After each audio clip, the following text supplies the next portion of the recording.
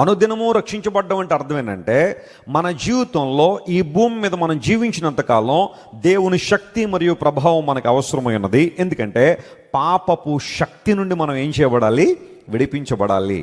We are living in the world where sin is there. ఎక్కడైతే పాపం ఉందో ఆ ప్రపంచంలో మనం జీవిస్తున్నాం. కాబట్టి ఈ పాపపు శక్తి నుండి, ప్రభావం నుండి దేవుడు మనల్ని రక్షిస్తాడు. అది అనుదినము జరగాల్సిన ప్రక్రియ.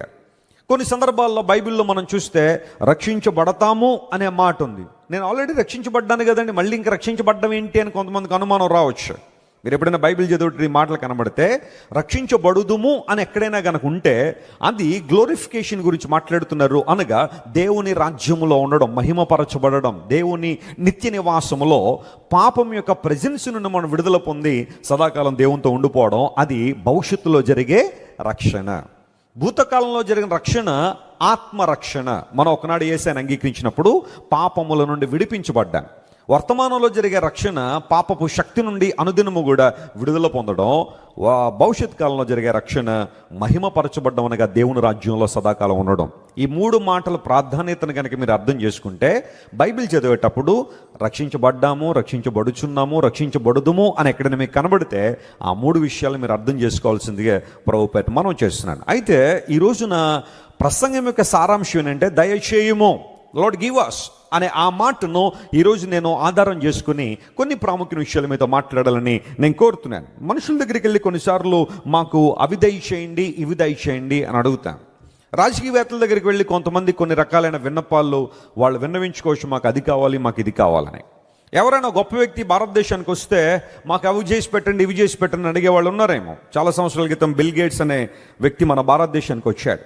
అండ్ నో డౌట్ ఆ టైంలో అతడు ప్రపంచ ప్రఖ్యాతిగాంచిన కుబేరుడు. అతనికి ఉన్న ఆస్తి ఎంతో బహుశా అతనికే తెలియదు. అంత ఉన్నతమైన విధానంలో బిల్ గేట్స్ ఉండేవాడు.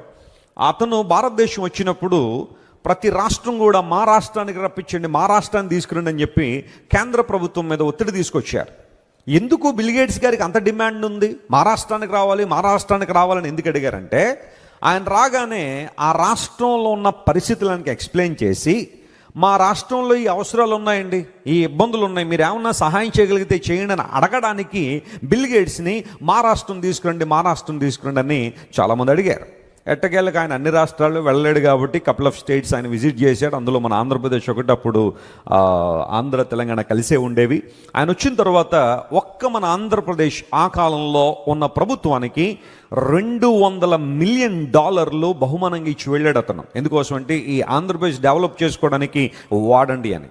చాలా సంతోషంగా ఆ డబ్బులు అందరూ తీసుకుని చాలా చక్కగా పేదోళ్ళందరికీ పంచిపెట్టారు.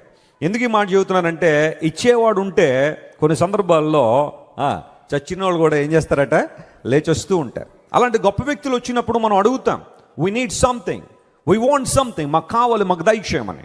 అయితే దేవుని దగ్గరికి వచ్చినప్పుడు, ప్రభు సాన్నిధ్యానికి మనం వచ్చినప్పుడు మనం అడగాల్సినవి ఏంటి?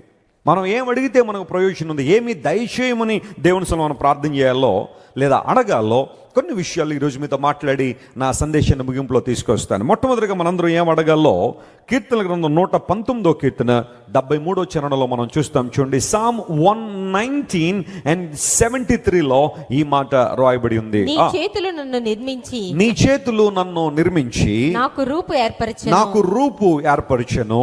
నేను నీ ఆజ్ఞలను నేర్చుకొనున్నట్లు, చూడండి, నేను నీ ఆజ్ఞలను నేర్చుకొనున్నట్లుగా నాకు బుద్ధి దయచేయము. నాకు బుద్ధి దయచేయము. అందరూ ఈ మాట చెప్పండి, నాకు బుద్ధి దయచేయము.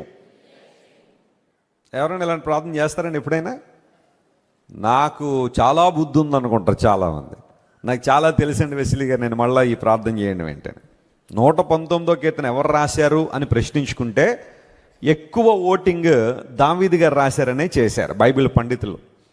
ఒకవేళ దావీదు గారు ఈ కీర్తన రాశాడని చాలామంది అభిప్రాయపడ్డారు. మరికొంతమంది బహుశా ఎజ్రా గారు ఈ కీర్తన రాసి ఉండొచ్చని, లేదా ఇర్మియా గారు రాసి ఉండొచ్చని కొన్ని అభిప్రాయాలు అయితే ఉన్నాయి. కానీ ఎక్కువ మంది బైబిల్ పండితులు ఈ కీర్తనలో ఉపయోగించబడిన పదాలు, ఆ వొకాబులరీ కావచ్చు, ఆ తర్వాత ఆ ప్రార్థనా విధానం, ఆ స్టైల్ కావచ్చు, ఇదంతా కూడా పరిశీలన చేసి దావీదు గారి రైటింగ్ స్టైల్ ఇదే, ఆయన రాసిన పద్ధతిలే. ఒక్కొక్కరికి ఒక్కొక్క రైటింగ్ స్టైల్ ఉంటుంది కదా, ఈజీగా ఆ రైటర్ని మనం గుర్తుపట్టచ్చు. ఎవరైనా కాపీ కొట్టేయపోతే కదా, కాపీ కొట్టేస్తే మళ్ళీ ఇద్దరిలో ఎవరు కరెక్ట్గా రాశారనేది తెలుసుకోవడం కొంచెం కష్టం. కానీ ఒరిజినల్గా ఒక్కొక్క రైటర్కి ఒక్కొక్క